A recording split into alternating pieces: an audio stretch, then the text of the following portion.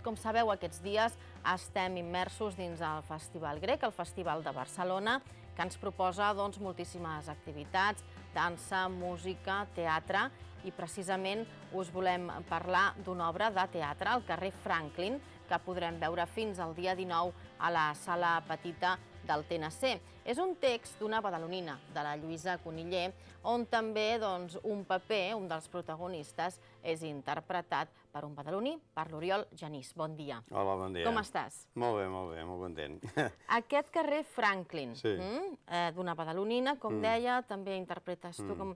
Escolta, de què va aquest carrer Franklin? Aquest carrer Franklin és una obra que va escriure fa 4 anys la Lluïsa Coniller, i com deies tu abans, deu ser visionària, no? Perquè... Ho dèiem fora de càmera, Sí, fent de càmera, que era visionària. Perquè parla del tema, aquest tema tan desgraciadament actual dels desnonaments, no, bàsicament, i una mica del triomf del neoliberalisme a l'hora d'enfocar les relacions econòmiques. Mira què ha passat a Grècia, no? Què està passant a Grècia, amb aquest no al referèndum tan aclaparador que hi ha hagut, que realment a mi m'ha sorprès, ara me'n vaig una mica de tema, però m'ha sorprès una mica perquè m'ha sabut guanyaria el sí, sincerament, com que les coses sempre van com a prou, no. Content que hagi guanyat el no i a veure què passa ara, no? Però tot això, aquestes imposicions que fan els mercats en els països, que passen per sobre la democràcia, exactament parla d'això, aquesta obra. Per això, en aquest sentit, s'ha adelantat una mica en el seu moment, el seu temps, no? Són uns personatges arquetípics que es troben en una situació extrema i que col·lisionen tots allà dintre amb interessos diferents, no? Tot parteix d'una professora de piano i solfeig, de tangos i coplets, que en realitat és un senyor que es vesteix de senyora, que és en Xavier Albertí, que és el transvestit. Després el seu marit és un taxista que té un taxi xinès, que cada dia a la setmana el porten 7 persones diferents. Després hi ha un activista per evitar els desnonaments, que és una noia que va carregar de xapes amb un megàfon i que el seu delit és evitar els desnonaments, però no es pot evitar perquè cada dia n'hi ha més, cada dia n'hi ha més. De fet, i després hi ha una neboda de la Margaret Thatcher per indicar d'on ve tota aquesta corrent neoliberal. I després hi ha el governador del Banc d'Espanya, que el faig jo, i no us puc portar targetes black perquè no en tinc, però vull dir, d'alguna manera n'he de demanar que me'n deixessin algunes, però no em puc portar. Però bueno, tots aquests personatges es troben en una situació que és al carrer, on aquesta parella del taxista i el seu marit s'han trobat desnonats i estan al mig del carrer amb una vorera plena dels seus mobles, no? La seva intimitat tirada pel carrer i exposada, com diu el personatge, a la intempèrie més vil i aclaparadora, no?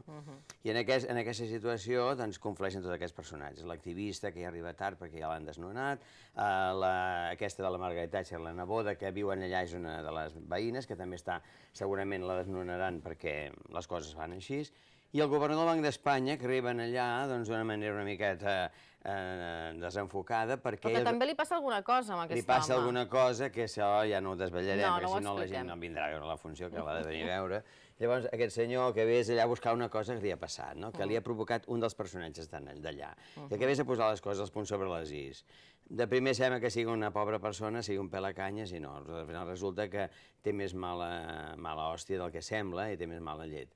I llavors al final s'imposa en una certa situació, però li surt malament, també, pobret. Jo em pensava que amb aquest text potser hauria volgut endolcir el governador.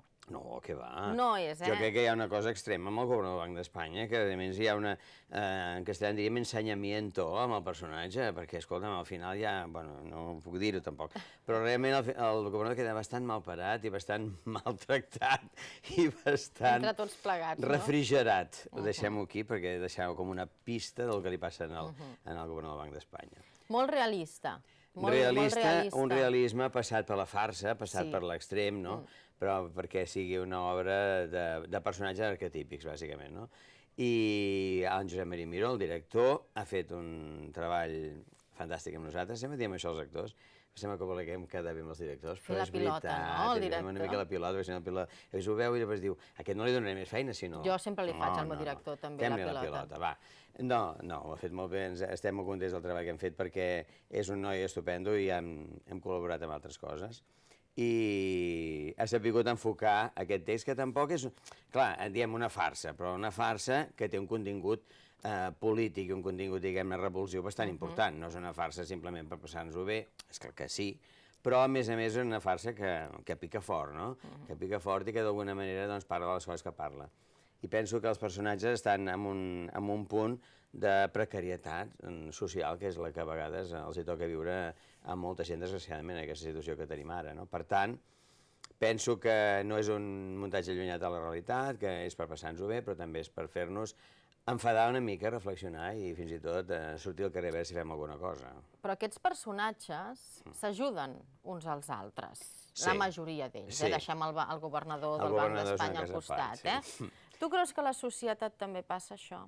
O que cadascú mira cap a una banda, cap a dalt, cap a baix? Jo crec que la societat ha arribat a un extrem d'insolidaritat molt extrem, Hem arribat tots. A vegades ho penso per exemple, quan jo era jove, la classe intel·lectual, els polítics, la classe intel·lectual, els escriptors, els cineastes, hi havia un compromís polític molt clar, no? I a més es feien tant pel·lícules com novel·les com manifestos, adhesions. La gent tenia una posició molt clara de defensa de les desigualtats o de defensa de les posicions d'esquerra.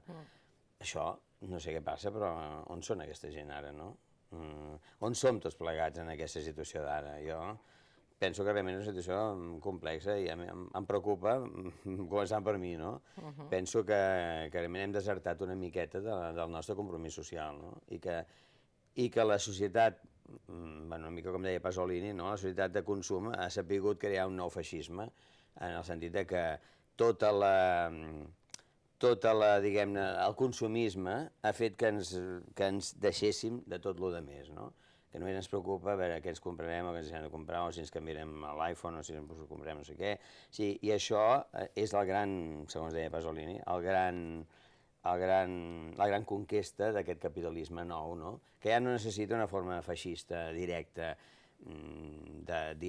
d'amenaçar les persones, sinó que aquesta cosa així del consumisme fa que la gent es deixi de preocupar, no? Hem canviat els valors, els hem perdut, el que ha Ell deia que passat. la forma de la societat actual és la forma del feixisme perfecta, no? No li cal ser extrem al feixisme perquè la gent estigui totalment alienada amb la seva vida quotidiana. Això, ens hauríem de replantejar tots plegats, penso. Creus que calen obres com aquesta per fer-nos obrir els ulls una mica? Sí, perquè a més la Lluïsa, que és una persona que va contracorrent en tots els aspectes, a nivell personal i a nivell, diguem-ne, d'escriptura i a nivell del seu compromís personal, doncs jo crec que sí, que calen, i que calen també persones com la Lluïsa que treballen una miqueta en aquesta contracorrent, no? Si abans deien poder que no hi havia intel·lectuals, poder la Lluïsa és un intel·lectual d'aquests com els d'abans, no? Que es preocupa d'altres tipus, que no de les modes, que no de la dramatúrgia que s'escau, no sé què, sinó de fer una cosa, el que amb ella diu, el que té ganes de fer, fa, i si és moda o no és moda, això no li interessa per res, amb ella, no? I penso que en això és una persona honesta, una persona molt clara en el seu compromís, no? I això és bonic de veure-la en els assajos, de veure-la allà, de compartir amb ella coses, de parlar, de veure-la amb aquella cosa, diguem-ne, que té ella de passar desapercebuda, no?, una mica, però que també, bueno, que sempre és molt propera, no? Perquè això està molt bé d'haver-ho compartit, no? Si a l'obra de la Lluïsa Geografia vam poder intuir, no? Sí. O hem vist que és similar a la història que li ha passat a l'expresident Jordi Pujol, Sí. en aquesta història hi trobarem la de Colau? Veurem a l'activista aquesta amb les xapes amunt i avall? Sí, si volem veure la de Colau, veurem la de Colau. I també veurem a tots aquests altres representants. Jo crec que el matrimoni bàsic de l'obra, que són aquests dos senyors, són els representants de la societat més desafavorida, diguem-ne, gent que es troben en una situació extrema, que no poden pagar el lloguer. Fins i tot hi ha un moment que el Xavier Albertí, que fa el transvestit, diu que com és que té una màquina d'escriure, li diu la senyora, la veïna aquesta anglesa, la neboda de la Margaret Thatcher, li diu, escrigui'm d'això pel president del Tribunal Europeu d'Estrasburg. I li posa una màquina d'escriure d'aquelles que teníem abans, no? I diu, però com és que té una màquina d'escriure? Diu, és que vaig haver de vendre l'ordinador per poder pagar el rebut del gas, no? O el rebut de la llum. Bé, està molt bé perquè realment és aquest tipus de precarietat de la que parlàvem. I els altres personatges, ara no sé on anava a parar, no m'he embolicat una mica jo mateix, però bé, no és igual, ja trobarem un fil. Els altres personatges estan en una situació més... tot gira al voltant d'aquests dos personatges del seu d'això. I l'Ada Colau, ara m'he agafat el fil, l'Ada Colau aquesta, doncs, és una miqueta aquest personatge que també ha passat el seu...